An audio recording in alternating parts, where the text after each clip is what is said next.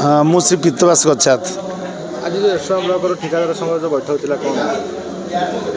ठिकादार संघ बैठक आम ये आज डाकी जगतसिंहपुर जिला स्तर में जो मैंने ठिकादार अच्छा सान ठार आरंभ कर बड़ पर्यंत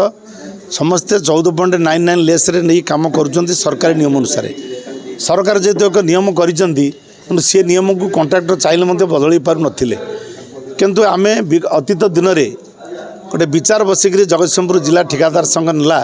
जे आम जगतसिंहपुर जिले एक ठिकादार संघ करवा एवं आहरी अनेक जिले में नहीं सारे सरकार जो रेट कर 14.99 तादर 150% डिपोजिट करा पड़ुଛି जदि जड़े लोक लक्ष टकर काम पाए ताले 150% अर्थात 22,000 टंका 22 लाख टंका डिपोजिट आग कर आपने जानते कि कष्ट कंट्राक्टर हो लॉस कर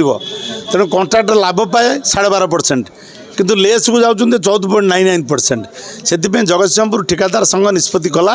एवं प्रत्येक ब्लॉक रे मध्य संघ गठन करागला एवं संघरे आज आम जो बसीलु एरसमा ब्लॉक तरफ ठिकादार संघ बसीला।